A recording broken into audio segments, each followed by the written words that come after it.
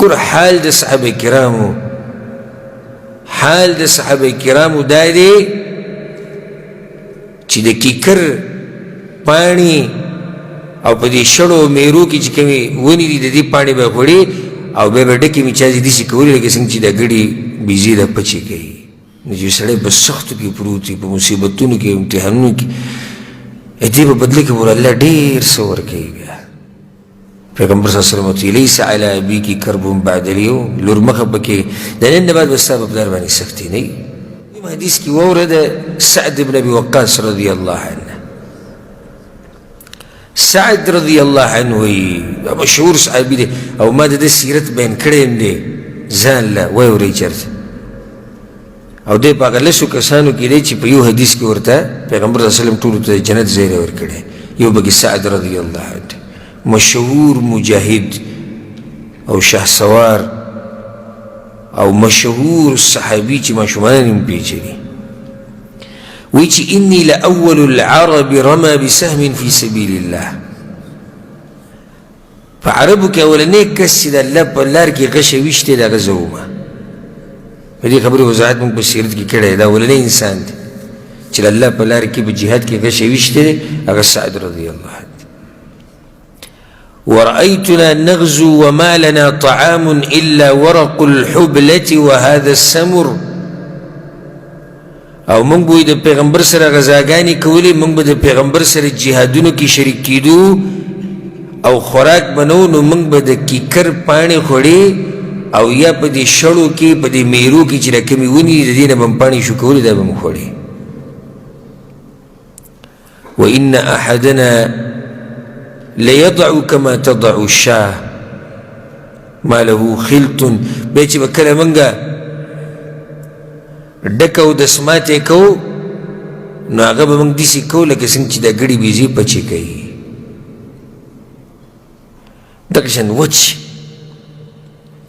ولې ځکه چې هلته به خوړلي څه هېڅوک نو خو پاڼې به خوړلې ثم أصبحت بنو أسد تعزرني على الإسلام وسوي بنو أسد قبيلة راولگی دا پما بني عيبون لگی دا اسلام پبارکی خبت اذن وضل سعي نو بیاخو زدیر بدبخت ما بیاخو زما دا محنتون طول زایشو لدیسا قصة دا بنو أسد عمر بن خطاب رضي الله عنه طرفنا دا سعد رضي الله عنه پا کوفه بانی مشر شیو نو دی یو خاندانو بنو أسد پاگوی که بعضو کسانو شکایتو کو عمر بن خطاب تا چی دے زمانگ دا پارا مون صحیح نکی او عدل و انصاف نکی او دے جهادونو دا پارا ترتیب نجوڑی طول بہتانو پی ولگوال نو خپشو سعد رضی اللہ عنہ وی چی زد صحیح موز نکم مانا دا شو زد صحیح موز نکم زد جهادون لنظم زه عدل انصاف نکوم او من هغه خلک یو چې په هغه وخت کې موږ د پیغمبر سره ملګري وو چې د خوراک څه ومنه نو که چېرته د دوی دا خبرې رښتیا نو بیا خو زه ډېر بدبخته یم بیا خو دا محنتونه ټول ضایع شو یعنې خپه و د بنو اسد نو معنه دا ده چې دوی په ما باندې نن دا عیبونه لګوي چې زما کې دینداري نشتي او زه په دین صحیح عمل نه کوم موږ خو په هغه وخت کې د پیغمبر سره ملګري وو چې د خوراک دپاره څه وونه چې موږ خوړلی وی موږ د هغه سره په جهادونو کې شریک شوي ګوره حال د صحابه کرامو دا دی چې د کیکر پاڼې او په دې شړو میرو کې چې کومې ونې دي د دې پاڼې به خوړې او بیا به ډکې مچازې داسې کولې لکه څنګه چې دا ګډې بیزې دا پچې کوي دا دا وی حالو سبحان الله او دا قوم دی الله دوی بارکی سوی لقد تاب الله على النبي والمهاجرين والأنصار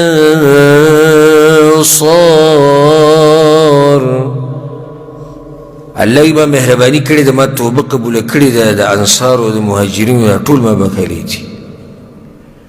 لقد رضي الله عن المؤمنين إذ يبايعونك تحت الشجرة الله وی زه د هغه مؤمنانو نه راضي یم چې تا سره بیعتونه کول د ونې لاندې. دا هغه مؤمنان دي چې الله ترې راضي دی او دا د هغوی حال دی، دا د هغوی خوراک دی.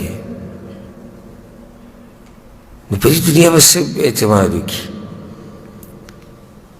او که موږ ته لږه کمه میلاو شي نو ولې دومره خفګان یو؟ نه، اصل ځای زموږ کم یو دی، آخرت ته هلته به انشاءالله هر څه الله راکړي، د نعمتونه، د مزې، د چرچې، د خوشحالیانې، هر څه به هلته وي. دنیا خو د سختو ځای دی که نه؟ پیغمبر صلی الله علیه وسلم باندې څومره سختي تېرې شوي دي، څومره سختي. موږ سیرت بیان کړی دی په آخرني مراحلو کې. تاسو هغه سیرت واورئ که نه؟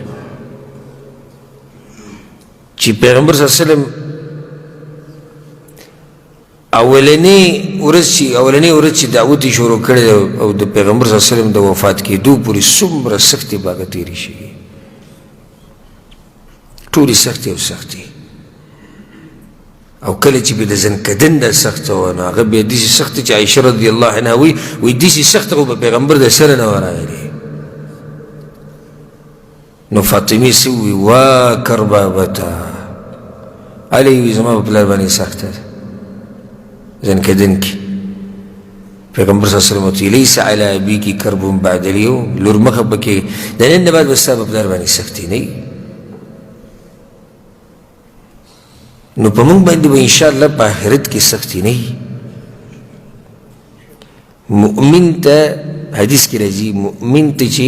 په خپل کې معمولي غنه لاړه شي کنه، دې د لاسه ته الله ګناه ریجي، معمولي غنه الله ته ګناه ریجي. ها